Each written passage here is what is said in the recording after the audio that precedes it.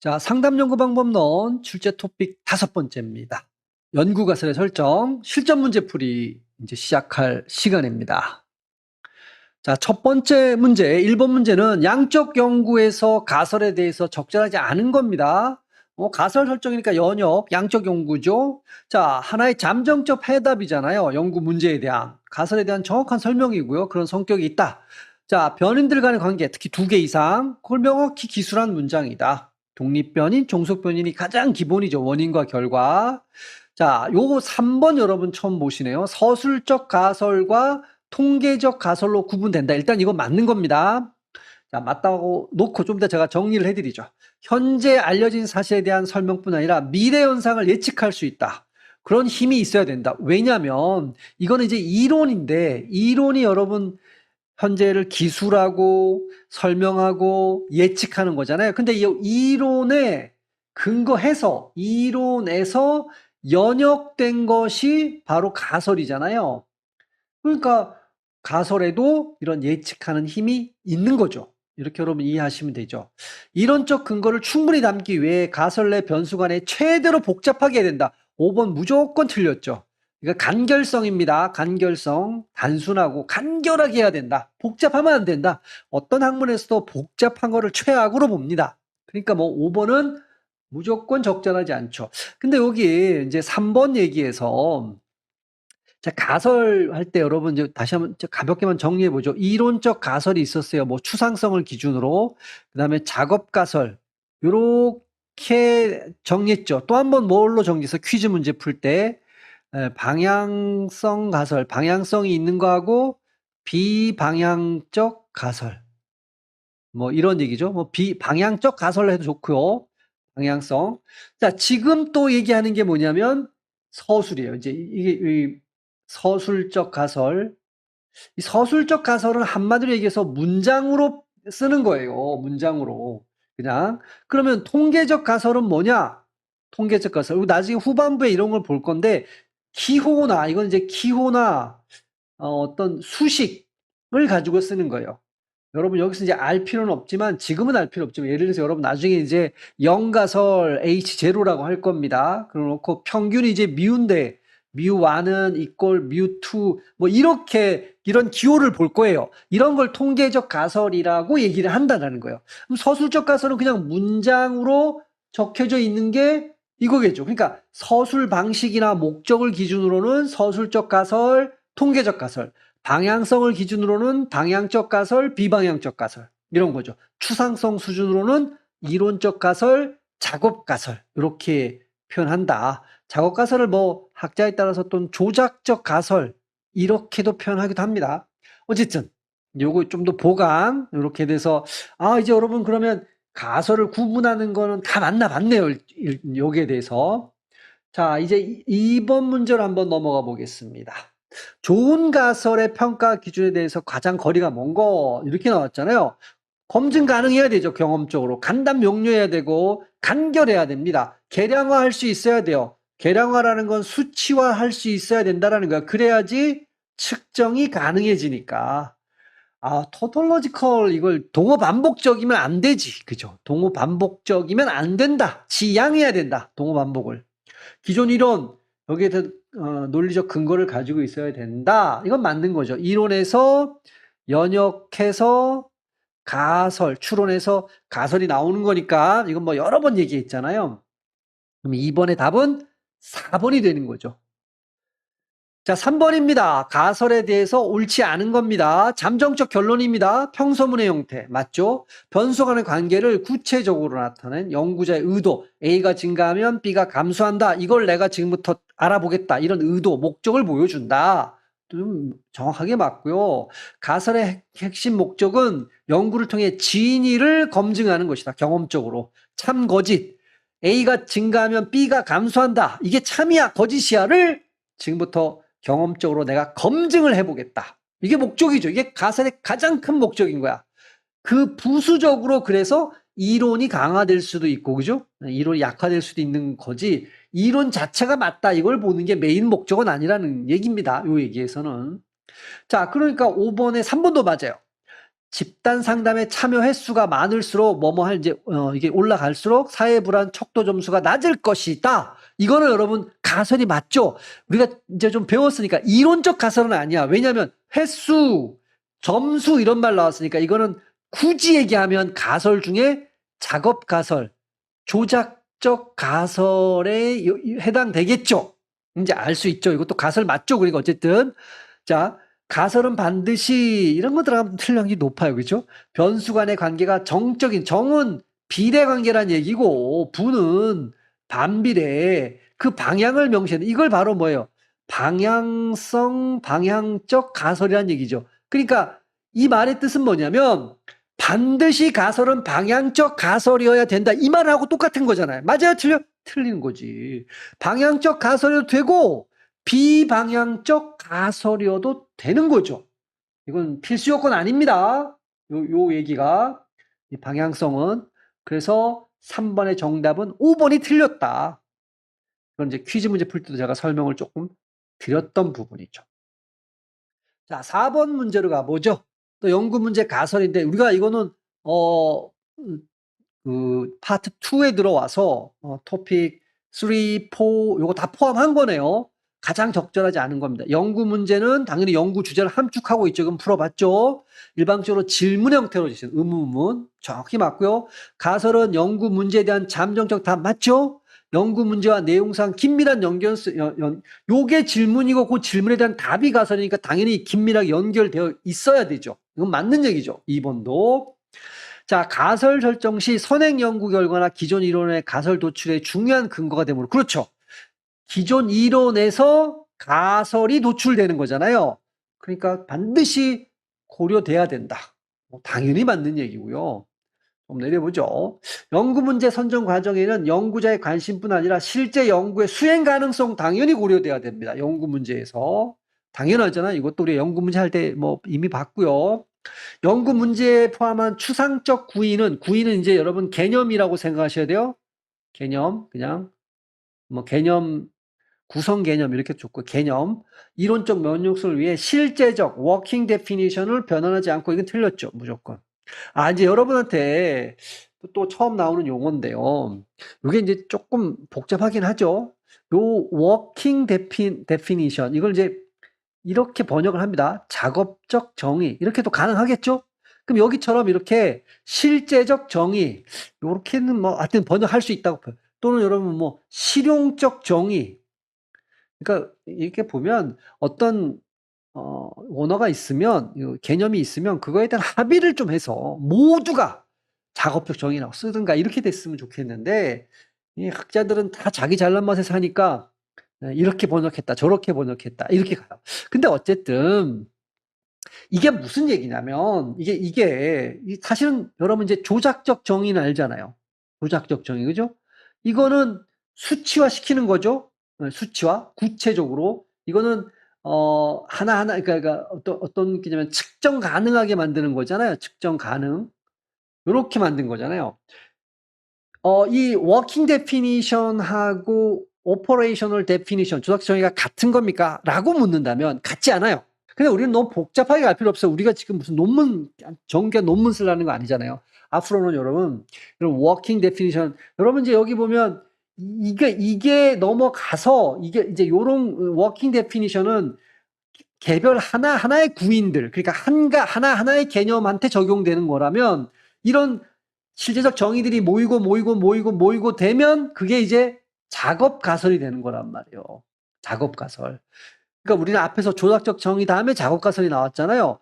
요것들이 모여서 작업 가설이 돼. 그러니까 이렇게 제가 지금 결론은 뭐냐면 앞으로 워킹 데피니션 나오면 뭐라고 번역하든 조작적 정의랑 비슷한 것이다. 이렇게 생각하자는 거예요. 그냥 문제 없어요. 자, 추상적 구인이야. 그럼 얘는 측정 못 하잖아요. 그 이론적 명료성을 위해서 워킹 데피니션, 조작적 정의가 반드시 일어나야 된다. 근데 변환하지 않고 그대로 기술해야 된다. 이랬으니까 틀렸다는 얘기예요. 워킹 데피니션으로 변환해야 한다. 이렇게 돼야 되는 거예요. 오케이? 이해되셨죠? 요거는 여러분한테 이제 조금 요런 거 이제 여러분 공부하시다 보면 워킹 데피니션에 대한 얘기가 이제 나옵니다. 만나 볼 겁니다. 자, 이제 5번 문제로 넘어가 보겠습니다. 가설 요건 얘기 뭐 그대로 가는 겁니다. 계속. 좋은 가설 요건에 해당하는 것을 옳지 않은 거 물었네요. 변수 간의 관계를, 이건 뭐, 모호함 없이 맞죠? 모호함 없이 명료하게. 그러니까 뭐, 얘기할 필요 없이 무조건 맞는 겁니다. 최소한의 변수, 간결하게, 간결성, 무조건 맞는 거죠. 좋은 가설은 상호 대립하는 요소를 지닌 모순적 진술 형태. 아이고, 3번은 뭐, 여러분 봐도 알겠죠? 좋은 가설은 명료해야 돼. 두 가지. 그다음에 일관돼야 돼. 일관성이라는 건 무모순이에요. 모순이 없다는 얘기죠. 일관된 논리. 이런 게 있어야 된단 말이에요. 이 모순적으로 되면 검증이 불가능한 사태가 벌어집니다. 모순적. 일단 뭐 말이 안 되잖아요. 학문에서 모순이라는 게. 5번의 답은 3번 이미 나왔고요. 용어는 개념적으로 명확하게 정의돼야 하며 이론적 명료성을 갖춰야 된다. 개념적 정의가 제대로 돼야 되고 이론적으로 명료해야 된다. 기존의 이론이나 서양 연구를 여기 기존 이론 바탕으로 추론, 연역 추리를 통해서 가설이 나온다. 이거 여러 번 했잖아요. 계속. 그죠? 자, 6번입니다. 이론 얘기 나왔네요. 특징으로. 여러분 여기 이제 영어로 일부는 강하잖아요. theory잖아요. 가설이 아니죠. 이론이에요. 그러면 우리가 노트편에서 이론과 가설의 차이를 설명했잖아요. 독립된 현상이나 개념들의 공통점, 여기죠. 공통점을 발견해서 이를 논리적 체계로 조직한다. 그러니까 논리적, 그래서 지식 체계로 만드는 거예요. 이렇게. 맞는 거죠. 이렇게. 그러니까 가설은 어떤 특정한 거에 대한 겁니다. 이론은 이것 특정한 것들의 공통점을 탁 가져놓고 모든 걸 설명하려고 하는 거죠. 현상을 논리적으로 설명하고 조작하며 나아가 미래 현상을 예언하는 기능, 예측. 그러니까 제가 이제 그 이론의 기능, 뭐 이런 역할 이런 것 중에 현상을 기술하고 뭐 설명하고 예측하고 이런 게 있다. 그러면 가설도 이런 힘은 갖고 있겠죠. 왜냐하면 이런 이론에 기반해서 나오는 게 근거를 두고 나오는 게 가설이니까. 그죠? 개인 간의 관계를 보여주며 다양한 개별적 사실에 포함된 일반화된 규칙성. 개념 간의 관계. 개인은 제가 잘못 읽었네요. 일반화된 규칙성. 그렇죠? 특정성이면 이건 가설이지만 일반화된 규칙성, 보편성, 포괄성, 이런 포괄적 설명, 일반적 설명, 일반성 이런 건 이론의 특징이죠. 맞죠? 기존 사실을 설명하는데 그치지 않고 후속 연구자들의 탐구할 영역을 확장시킨다. 그렇죠? 제가 이제 이론편에 살짝 이런 거 말씀드렸는데 마슬로의 욕구 위계 이론이 있었다고 쳐요. 이론. 그럼 이걸 가지고 뭐 설명해. 근데 경영학에 가면 또 연구자들이 나중에 한 몇십 년 있다가 연구해갖고 다른 이론으로 그걸 가지고 확장한다. 나오죠. 이론이 새끼를 치는 거죠. 확장시킨다. 오케이, 뭐 이렇게 아주 엄밀하게 얘기하면 확장만 시키는 건 아니야, 사실은. 근데 우리 그렇게까지 깊게 들어갈 필요가 없으니까. 자, 특정이란 말 나왔네요. 직접 구체적, 잠정적. 그럼 이거는 가설에 대한 얘기지. 그죠? 벌써 딱 단어가 다르죠? 6번에, 이제, 5번 문제, 6번 문제는 5번이 정답이 되죠. 이런 스타일로 이제 물론 실제 문제는 이거보다 좀 더 쉽게 나왔죠. 좀 더 짧고 쉽지만, 이런 스타일의 문제가 이제 출제가 된 적이 있었죠. 어쨌든 그래서 6번에 5번입니다. 자, 7번입니다. 가설과 변수에 대해서 옳게 묶은 건데, 자, 가설부터 가보죠. 가설은 두 개 이상의 변수 간의 관계를 검증 가능한 형태로 서술한 잠정 진술. 뭐 완벽하게 맞는 말이잖아요. 7번에. 여기서 설명한 것으로만 묶인 것 이렇게 나오니까 이게 사실은 여러분 여기 기억, 니은, 디귿, 리을 이제 이렇게 박스가 있고 거기서 고르는 거예요. 그러니까 이거는 맞는 거죠. 이거는 오케이. 자, 기억은 맞습니다. 맞는 것만 묶인 걸 골라야 되니까. 하나의 연구 문제에는 반드시 하나의 가설, 이거는 틀렸어. 자, 그렇지 않아요. 이제 여러분 이제 논문 같은 거 보면 또 이거 틀린 이론적으로 정립되지 않은 현상에 근거해야 된다. 이론에 근거해서 나와야 되니까 말이 안 되죠, 일종의. 그러니까 예를 들어서 여러분 하나의 연구 문제가 있잖아요. 그러면 가설 보통 이렇게 되는 거야. 가설 1, 가설 2, 가설 3 이렇게 됩니다. 예를 들면 이런 겁니다. 어떤 연구 문제는 하나여야 되잖아요. 그러니까 뭐 어떤 연구 문제를 설정할 수 있을까요? 직무만족. 제가 이제 예를 하나 들어보기 위해서 직무만족이 있다라는 쳐요. 이건 제가 이제 문장으로 안 적을게요. 여기에 영향, 요인, 이게 이제 의문문.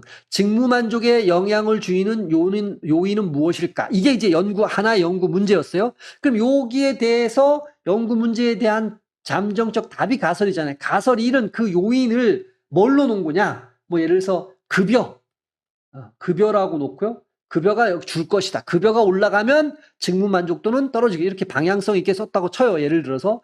두 번째 가설 2는 상사와의 관계 이런 식으로 여러 가설을 설정할 수 있다는 거예요. 이건 정확하게 이해해 두세요. 그래서 니은은 틀린 거다. 자, 매개 변수는 독립변수 영향을 종속변 전달하며, 그렇죠? X, M, Y 이거 설명해 드렸잖아요. 전달하며 독립변수와 종속 간의 시간적 선후 관계는 인과관계 성립의 필요 요건이다. 당연합니다. 원인이 결과의 앞에 있어야 돼요. 그죠? 앞에. 요거 이제 인과관계 선호성은 토픽 7에서 완전 3대 요건이 있어요. 시험에 가끔씩 보이는. 그걸 제가 정리해 드릴 건데, 당연히 맞는 겁니다. 이건 오케이예요. 오케이. 자, 기억 디귿은 맞아요. 자, 그러면 이제 니을 미음. 추상적 개념을 측정 가능한 수치로 바꾼 조작적 정의가 내려지면 그것은 변수야. 이건 틀렸어요. 그것은 변수다. 이래야 돼.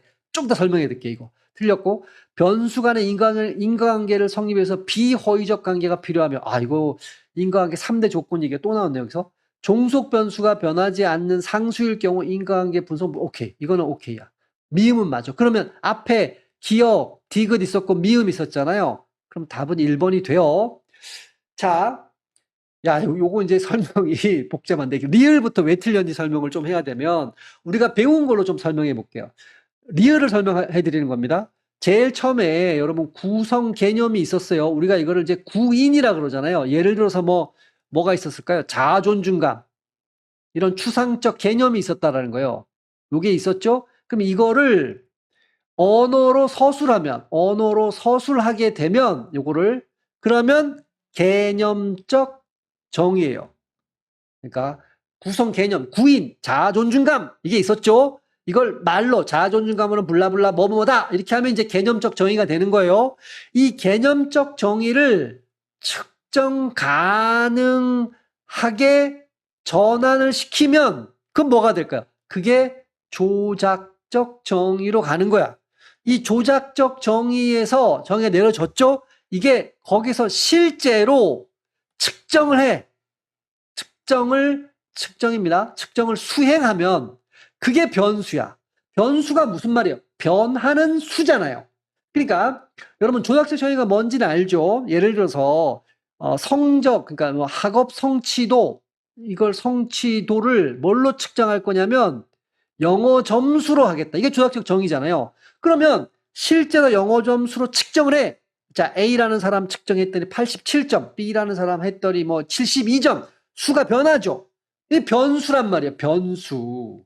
그러니까 추상적 개념을 이게 구성 개념 구인이에요. 측정 가능한 수치로 바꾼 게 조작적 정의죠. 쭉쭉쭉 와서 저희가 내려지면 이제 그 다음에 뭐예요?